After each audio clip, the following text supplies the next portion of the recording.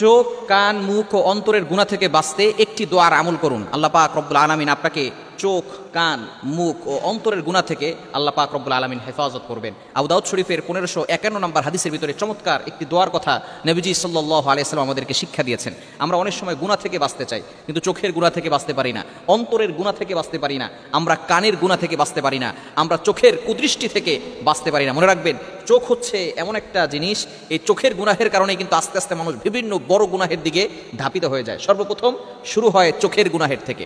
আপনি যে হারাম রিলেশন দেখেন এবং অন্যান্য যে গুনাহগুলো দেখেন, গোপন পাপ যেগুলো আছে সেগুলো দেখেন, সর্বপ্রথম শুরু হয় চোখের মাধ্যমে। এই জন্য আল্লাহ পাক রব্বুল আলামিন পবিত্র কোরআনুল কারীমের ভিতরে নিজেই বলে দিয়েছেন, সূরাতুন নূরের 30 নম্বর আয়াতে আল্লাহ পাক রব্বুল আলামিন জানিয়ে দিয়েছেন 18 নম্বর পারার 12 নম্বর পৃষ্ঠার 6, 7, 8, 9 নম্বর লাইনগুলোতে, কুল্লিল মুমিনিনা ইয়াগুদ্দু মিন আবসারিহিম, তোমরা অবশ্যই, আল্লাহ পাক রব্বুল আলামিন মুমিন পুরুষদেরকে ডাক দিয়ে বলছেন, হে নবী হে, আপনি আপনার মুমিন পুরুষদেরকে ডাক দিয়ে বলেন, ইয়াগুদ্দু মিন আবসারিহিম, take care of your eyes, তারা যেন তাদের চোখকে হেফাজত করে। আপনার চোখকে, চোখের শাটারকে ডাউন করে রাখেন। চোখের গুনাহের কারণে কিন্তু মানুষ অনেক জঘন্যতম গুনাহও করে ফেলে। এজন্য আপনি বিশেষ করে নামাজের পরে এই আমলটা করার চেষ্টা করবেন। এই আমলটা করলে আল্লাহ পাক রব্বুল আলামিন চোখের গুনাহ এবং কানের গুনাহ, এরপরে অন্তরের গুনাহ থেকে আল্লাহ পাক রব্বুল আলামিন আপনাকে পরিত্রাণ দান করবেন। এমনকি জিহ্বার গুনাহ থেকেও আল্লাহ পাক রব্বুল আলামিন আপনাকে হেফাজত করবেন। দোয়াটা কি?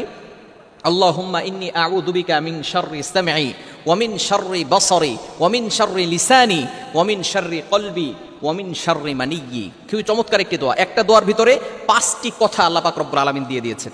একটি দোয়ার ভিতরে 5টি কথা আল্লাহ তাআলা দিয়ে দিয়েছেন। নবী সাল্লাল্লাহু আলাইহি ওয়াসাল্লাম চমৎকার এই দোয়া আমাদেরকে শিক্ষা দিয়েছেন। আল্লাহুম্মা ইন্নী আউযু বিকা মিন শাররি সামঈ, আয় আল্লাহ, আমাকে তুমি সকল ধরনের অশ্লীল শ্রবণ থেকে আমাকে হেফাজত করো। আমি তোমার কাছে আশ্রয় প্রার্থনা করছি আল্লাহ, আমাকে অশ্লীল যে কথাগুলো আছে সেগুলো শ্রবণ করা থেকে, গীবত এবং অন্যান্য যে গুনাহগুলো আছে সেগুলো থেকে বাঁচতে আল্লাহ তুমি আমাকে সাহায্য করো, আমি তোমার কাছে আশ্রয় প্রার্থনা করছি। এবং দ্বিতীয় নাম্বার আপনি বলছেন অমিন শাররি বাসারি, আয় আল্লাহ, কুদৃষ্টি থেকে আমাকে হেফাজত করো। অশ্লীল যে কুদৃষ্টি আছে, খারাপ কুদৃষ্টি আছে, এগুলো থেকে আল্লাহ তুমি আমাকে পানাহ দাও, আয় আল্লাহ আমাকে মুক্তির ব্যবস্থা করে দাও। এবং তৃতীয় নাম্বারে আপনি বলছেন অমিন শাররি লিসানি, আয় আল্লাহ, জিহ্বা দ্বারা যে গুনাহগুলো হয়ে থাকে, অশ্লীল কথা বলা হয়ে থাকে, মানুষকে কষ্ট দেওয়া, মানুষকে গালিগালাজ করা, মনে রাখবেন জিহ্বার গুনাহ হচ্ছে মারাত্মক গুনাহ। আপনি জিহ্বাটাকে যদি কন্ট্রোল করতে না পারেন তাহলে কিন্তু আপনি কঠিন বিপদে পড়ে যাবেন, কঠিন বিপদে পড়ে যাবেন। কেননা মানুষ, অধিকাংশ মানুষ এই জিহ্বার কারণে জাহান্নামে যাবে। নবীজি সাল্লাল্লাহু আলাইহি ওয়াসাল্লাম জানিয়ে দিয়েছেন, অধিকাংশ মানুষ এই জিহ্বার কারণে, তার মুখের ভাষার কারণে, মুখের কথার কারণে তারা জাহান্নামে চলে যাবে। এজন্য অবশ্যই আমাদেরকে এই গুনাহ থেকে বাঁচতে হবে। ওয়ামিন শাররি লিসানি, আল্লাহ আমাকে জিহ্বার খারাপ অশ্লীল কথা থেকে আমাকে তুমি বাঁচাও, আমি তোমার কাছে আশ্রয় প্রার্থনা করছি। ওয়ামিন শাররি কলবি, অন্তরের খারাপ চিন্তা থেকে আল্লাহ তুমি আমাকে বাঁচাও, তোমার কাছে আমি আশ্রয় প্রার্থনা করছি। অনেক সময় বিভিন্ন ধরনের চিন্তা আসে। মানুষ ভালো হয় কখন জানেন? যখন তার অন্তরটা ভালো হয়, যখন তার মনটা ভালো হয়। আপনি উপর দিক দিয়ে ফিটফাট, ভিতর দিক দিয়ে সদরঘাট, তাহলে কিন্তু কঠিন বিপদে পড়ে যাবেন। অনেক মানুষ দেখবেন দেখতে মনে হয় কেমন যেন নবীদের মতো, একেবারে নবীদের মতো পোশাক, এরপরে তাদের পাগড়ি আছে, টুপি আছে, জুব্বা পরেছে, সাদা পাগড়ি, সাদা জুব্বা, সবকিছু ঠিকঠাক আছে, কিন্তু ভিতর দিয়ে কাজ করে ফেরাউনের মতো। এরকম কিছু মানুষ সমাজে আছে না নাই?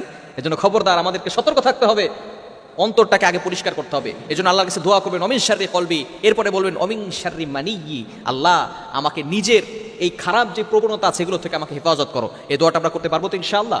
আল্লাহুম্মা ইন্নী আউযু বিকা মিন শাররি সামঈ ওয়া মিন শাররি বাসারি ওয়া মিন শাররি লিসানি ওয়া মিন শাররি কলবি ওয়া মিন শাররি মানিয়্যি। এই দোয়াটা আমরা নামাজের পরে পরে পড়বো ইনশাআল্লাহ। আল্লাহ তাআলা আমাদের সকলকে এই আমলটি করার তৌফিক দান করেন।